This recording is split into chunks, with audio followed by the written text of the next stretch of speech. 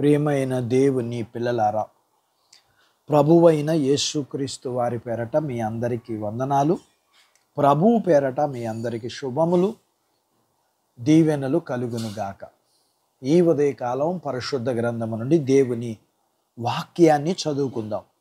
విలాప వాక్యాలు 3వ అధ్యాయము 27వ వచనాన్ని చదువుకుందాం.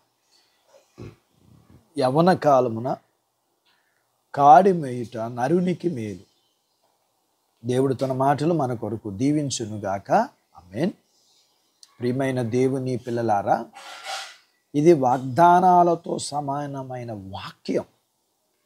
దేవుని కాడి మోయటం మనకి మేలు చేస్తుంది. ఎప్పుడు మేలు చేస్తుంది?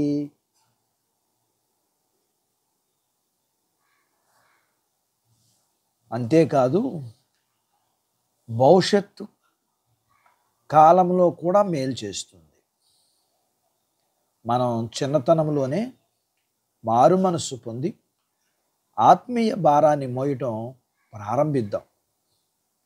అది మన ఆత్మీయ అభివృద్ధికి, క్షేమాభివృద్ధి కలగజేస్తుంది. మనం కృప ద్వారా రక్షింపబడ్డాం. ఈ అనుభవం లేకపోతే, నేర్చుకోకపోతే సువార్తకు మనం ప్రేమించలేం మరియు ప్రకటించలేం కూడా. ఎబ్బేజు తన సహోదరులందరిలో ఘనత పొందినవాడు. ఎందుకంటే అతని తల్లి బహు వేదనలో కన్నది. దేవునిలో జన్మించేటప్పుడు ఎవరైతే ఎక్కువ వేదన గుండా వస్తారో వారు దేవుని మహా అద్భుత కృపలో బలమైన విశ్వాసులుగా తయారవుతారు. విమర్శలు అనే కాడి చాలా విసుగు తెప్పిస్తుంది.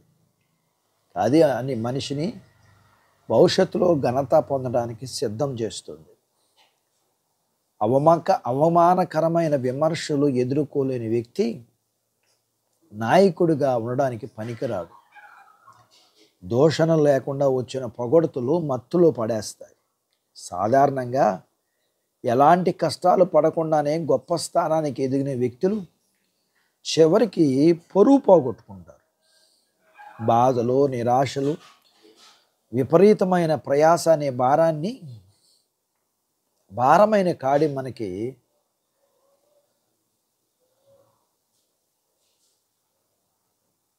మనంగా వెతికి తెచ్చుకోవాల్సింది కాదు.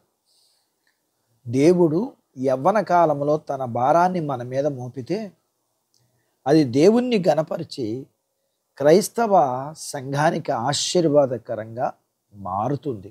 కాబట్టి ప్రభువునికి విధేయులవుదాం, సిలువనెత్తుకుందాం. యవ్వన కాలంలో ఉన్న మన బిడ్డలు ఈ పని చేస్తే మేలు కదా. ప్రభువు పనికి భుజాలను ఇద్దాం, భుజాలను ఎత్తుకుందాం. ఇప్పటికైనా మించిపోయింది లేదు. ప్రభువు కొరకు పని చేద్దాం. అటు బాధ్యత దేవుడు మనకు దయచేయునుగాక. ఆమెన్. దేవుడు తన మాటలు మన కొరకు దీవించునుగాక. ఆమెన్. ప్రార్థించుకుందాం. నాతో పాటు ఏకీభవించండి. మమ్మల్ని మిక్కిలిగా ప్రేమించిన మా ప్రియ పరలోకపు తండ్రి, మీ పరిశుద్ధ నామమును బట్టి మీకు వందనాలు. ఈ ఉదయకాలం మీ పాదాల దగ్గర మీ లేఖనాన్ని నేర్చుకోవడానికి మేము చదువుకుని నేర్చుకున్న లేఖనపు సత్యాన్ని బట్టి మేము యవ్వన కాలంలో మేము మీ పని చేయటం, మీ బిడ్డలుగా మీకు విధేయులవ్వటం, సువార్త ప్రకటించటం, మిమ్మల్ని ఘనపరచటం, సిలువనెత్తుకోవడం, మా భుజాలను మీకు ఇవ్వడం, మేము మాకిచ్చిన జీవితాన్ని సద్వినియోగం చేసుకునటం ఆశీర్వాదకరం. అట్టి బాధ్యత మా పిల్లలకి, మా కుటుంబాలకి, మా సంఘాలకి అనుగ్రహించబడునుగాక. చిన్న బిడ్డలని, యవనస్తులను, వృద్ధులను, స్త్రీలను, పురుషుని జ్ఞాపకం చేసుకుని వారి చదువుల్లో, ఆరోగ్యాల్లో, ఉద్యోగాల్లో, ప్రయత్నాల్లో విజయాన్ని ఇవ్వండి.